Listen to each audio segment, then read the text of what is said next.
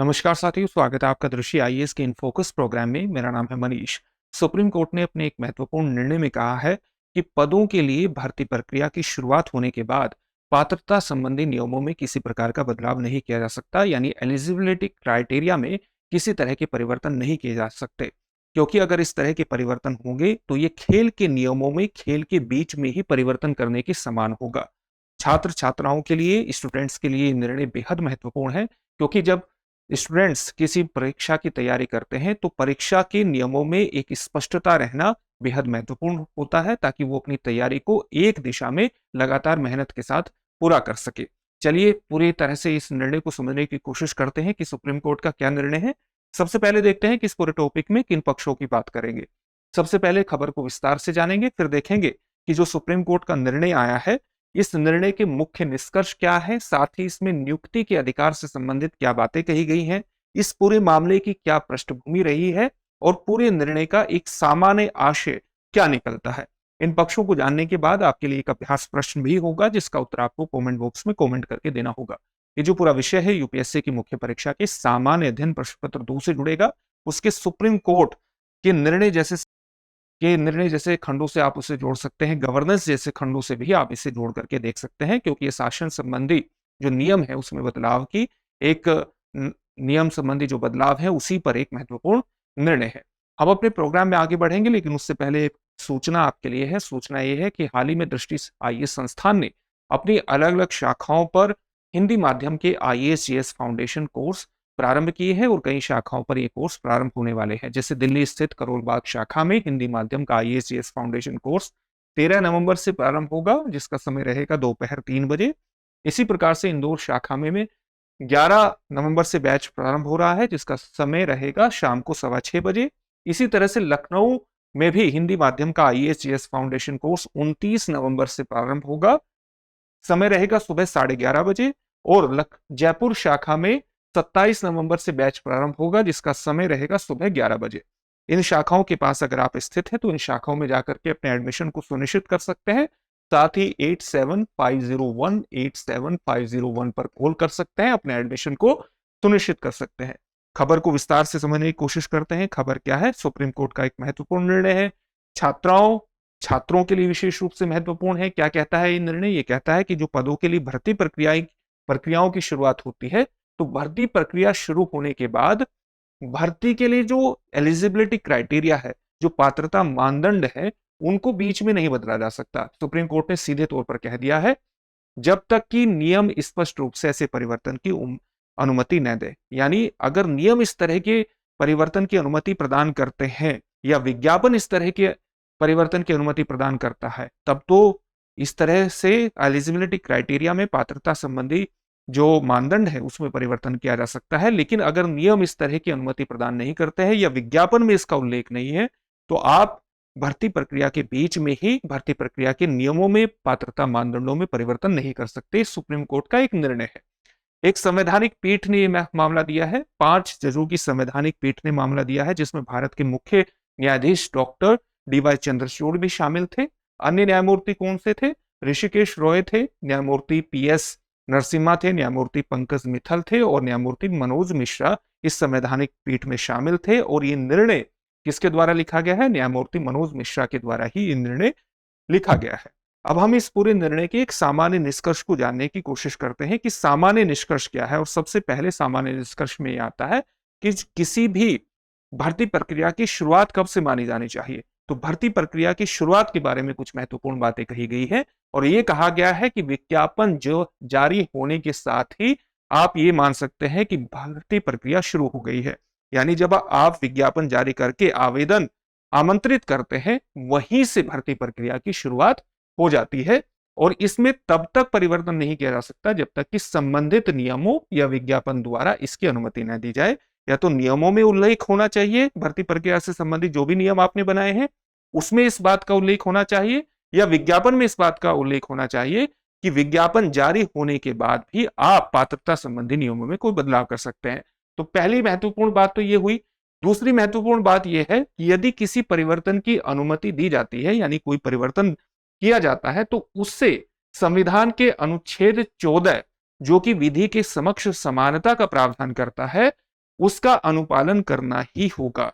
यानी सभी के को विधि के समक्ष समान मान करके ही किसी को किसी भी प्रकार से समानता के आधार पर भेदभाव या समानता के अधिकार का किसी भी कैंडिडेट का उल्लंघन नहीं होना चाहिए। अनुच्छेद 14 का पूरी तरह से पालन होना चाहिए अगर किसी भी प्रकार का परिवर्तन होता है, और इस तरह का जो परिवर्तन है वो ऑर्बिट्ररी नहीं होना चाहिए, यानी मनमाना नहीं होना चाहिए किसी भी प्रकार से। साथ ही वैधानिक नियम बाध्यकारी संबंधित भी कुछ महत्वपूर्ण बातें कही गई हैं, जैसे भर्ती नियमों को प्रक्रिया और पात्रता दोनों को नियंत्रित करने वाले वैधानिक नियमों का पालन करना चाहिए। भर्ती निकाय जो है, जो कि भर्ती को संपन्न करने का पूरा काम करते हैं, जो भी अथॉरिटीज हैं, जो भी एक निकाय काम करते हैं, क्योंकि हर किसी निकाय की एक जिम्मेदारी होती है किसी भर्ती प्रक्रिया को पूरा करने की। जैसे सिविल सर्विसेज के अंतर्गत केंद्र स्तर पर जो सिविल सर्विसेज है, अखिल भारतीय स्तर पर भर्ती प्रक्रिया करने की जिम्मेदारी किसकी होती है, जैसे यूपीएससी की होती है। उसी प्रकार से लोक सेवा में भर्ती प्रक्रिया को अंजाम देने की, पूरा करने की जिम्मेदारी किसकी होती है, लोक सेवा आयोग की होती है। तो इनके बारे में कहा गया है कि भर्ती निकायों को प्रक्रिया और पात्रता दोनों को नियंत्रित करने वाले जो वैधानिक नियम है उन्हीं का पालन करना चाहिए। जहां कोई नियम मौजूद नहीं है, जहां इस प्रकार के वैधानिक नियम नहीं है, वहां प्रशासनिक निर्देश दिए जा सकते हैं अंतराल को भरने के लिए, गैप को भरने के लिए। कौन से गैप?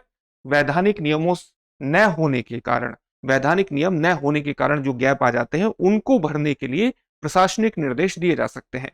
साथ ही यह भी कहा गया है कि प्रक्रिया में कोई भी परिवर्तन पारदर्शी होना चाहिए, ट्रांसपेरेंट होना चाहिए, गैर मनमाना होना चाहिए, नॉन ऑर्बिट्ररीनेस उसमें होनी चाहिए, और तर्क संगत यानी रैशनल होना चाहिए। तो ये चार महत्वपूर्ण बातें निर्णय के अंतर्गत सुप्रीम कोर्ट ने कही है। साथ ही नियुक्ति के अधिकार के बारे में भी कुछ महत्वपूर्ण बातें कही गई है, और ये कहा है कि अगर किसी कैंडिडेट का सिलेक्शन लिस्ट में नाम आ जाता है तो उसका मतलब यही है, ये नहीं है कि अनिवार्य रूप से उसका अपॉइंटमेंट हो ही जाएगा। चयनित सूची में शामिल होने से नियुक्ति की गारंटी नहीं प्राप्त होती है, यानी अपॉइंटमेंट का गारंटी उसको नहीं मिलता है।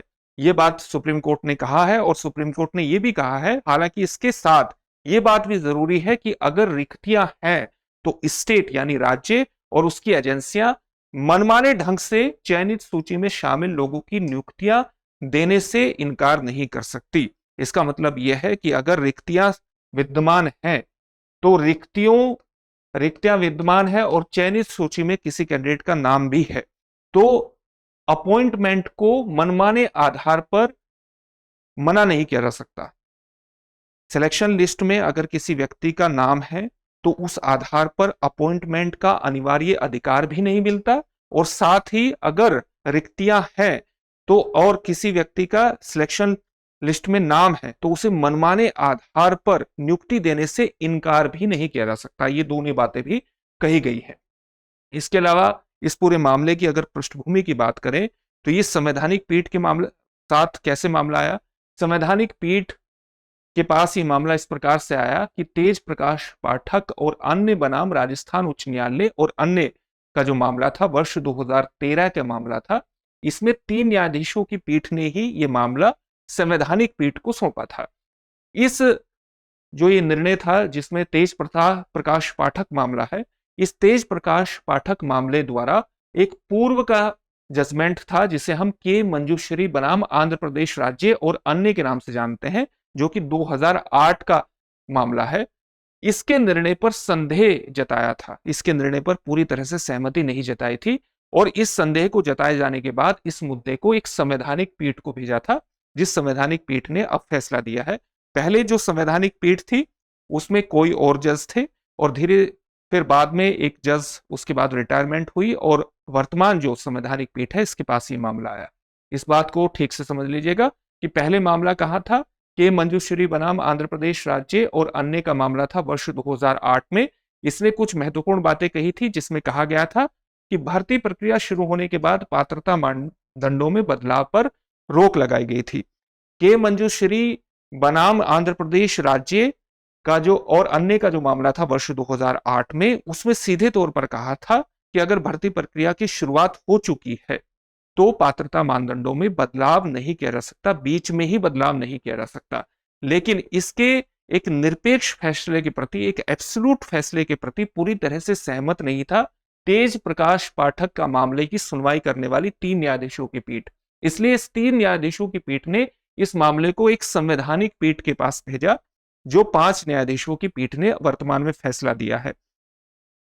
पहले के मामले में जो यानी कि जो के मंजूश्री का मामला था, के मंजूश्री बनाम आंध्र प्रदेश राज्य का 2008 का मामले में, वो मामला यह था कि साक्षात्कार के अंकों के लिए कट ऑफ की शुरुआत, जिसका उल्लेख अधिसूचना में नहीं किया गया था, को इस मामले के अंतर्गत अमान्य कर दिया गया था। एक मामला आया था जिसमें बताया गया था कि साक्षात्कार के अंकों के लिए जो कट ऑफ निर्धारित हुआ है वो प्रारंभ में नहीं था, भर्ती प्रक्रिया की शुरुआत होने के बाद इस कट ऑफ को निर्धारित किया गया था। ये मामला सुप्रीम कोर्ट में पहुंचा, तो सुप्रीम कोर्ट में पहुंचने के बाद इस कट ऑफ की शुरुआत को अमान्य माना गया था के मंजूश्री के मामले में, और न्यायालय ने यह कहा था कि प्रक्रिया के बीच में पात्रता बदलना खेल शुरू होने के बाद नियमों में बदलाव करने के समान है, और इस तरह के बदलाव को पूरी तरह से अमान्य कर दिया गया था। लेकिन इस निरपेक्ष फैसले को 3 न्यायाधीशों की पीठ ने, जो तेज प्रकाश पाठक का मामला माना जाता है, पूरी तरह स्वीकार नहीं किया, और इस मामले को 5 न्यायाधीशों की पीठ के पास भेजा गया,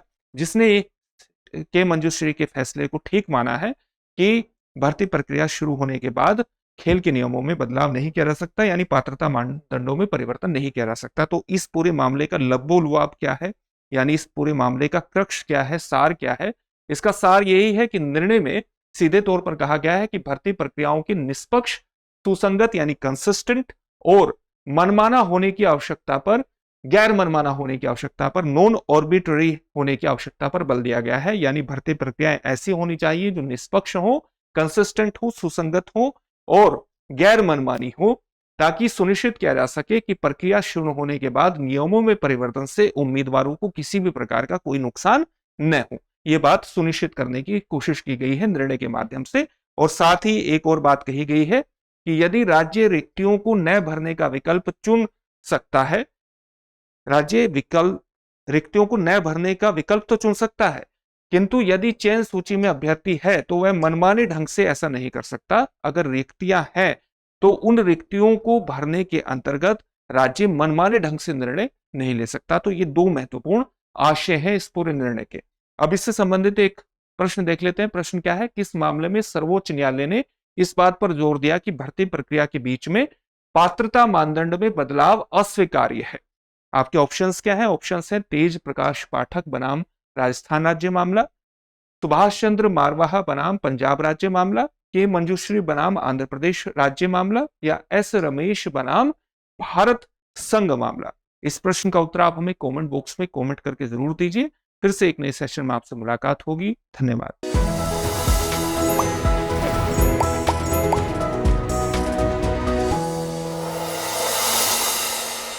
डियर व्यूअर्स, अपने एग्जाम की तैयारी को और बेहतर करने के लिए हमारे चैनल को लाइक, शेयर और सब्सक्राइब करना न भूलें।